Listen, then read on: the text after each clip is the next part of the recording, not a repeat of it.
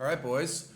Let's run a quick little trade recap for you guys on the 3 trades that I took yesterday.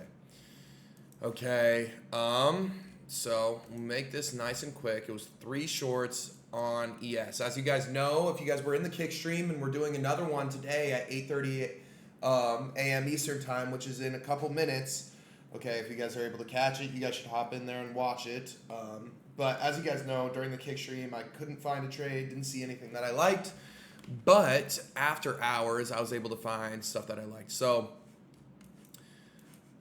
primarily, right when market opened, we had a huge sell-off due to, my guess was it was just NVIDIA earnings and also wanting to fill this daily opening gap.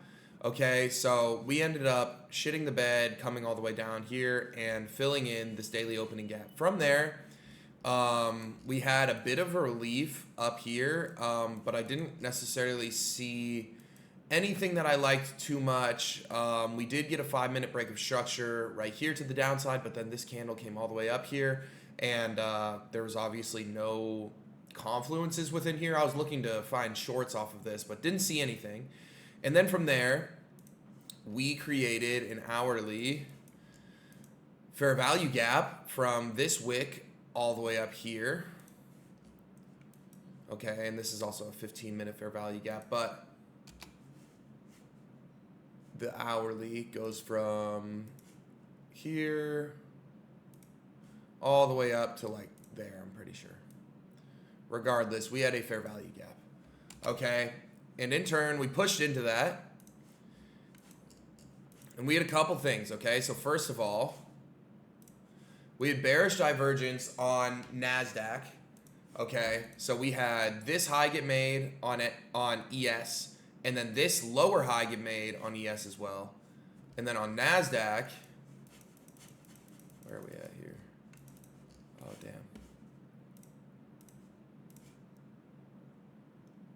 On NASDAQ, we had,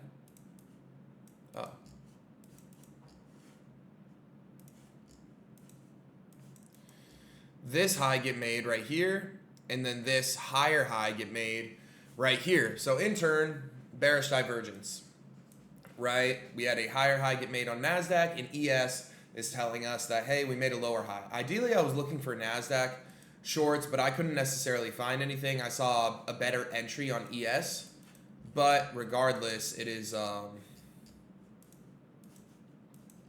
was confluence nonetheless. That price was going to go lower.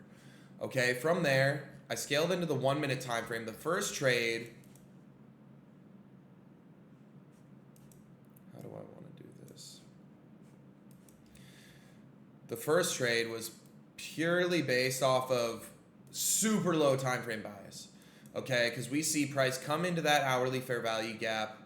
Okay, we see that bearish divergence get made. Okay, and then I see a break of structure on the 1-minute, and then I was mainly looking for fair value gaps to get filled in, but we didn't get that. But what we did get was a bullish fair value gap get disrespected on this candle right here to the downside. We already had the break of structure. We were within our high time frame confluence. We got a break of structure. We got our third confluence off this. Okay, so I entered. I got a worse entry than the close. Okay, I got filled a little bit lower down here. I put my stops above these 1-minute highs, and then I set my take profit just based off of the end of the daily opening gap. And also I saw this kind of in line with a bunch of confluences, right? We see price come up here, come right back down, price come up here, come back down, price come up here, come back down, and then boom, we see price leg up out of that. So I thought that this was a pretty solid area to take profit. I got around like a 1-to-1 risk to reward ratio. It was a little bit less than this, but I posted on my Instagram story. Let's see if it's still up.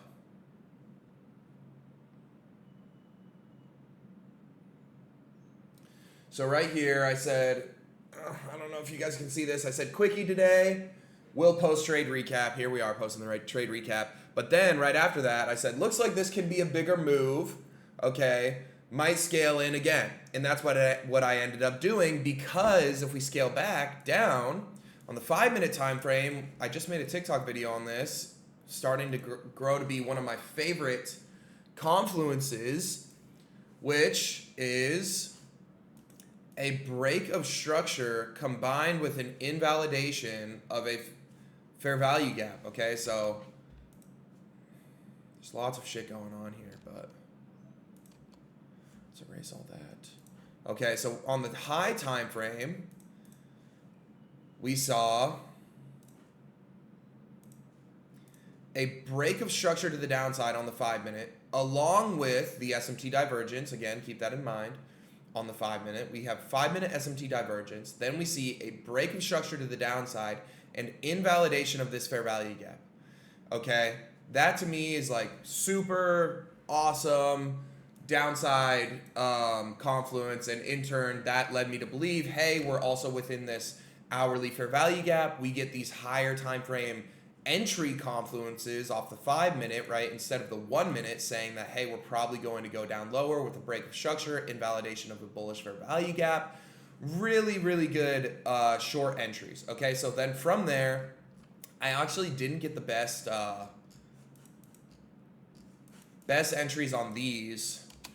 My first entry was purely based off of price just coming up a little bit. Like, again, probably not the smartest way to go about it, but I saw that 5 minute break of structure and that 5 minute invalidation of the fair value gap, and I saw price pull up a little bit, and I was like, oh, I would have entered here anyways with my stops above here.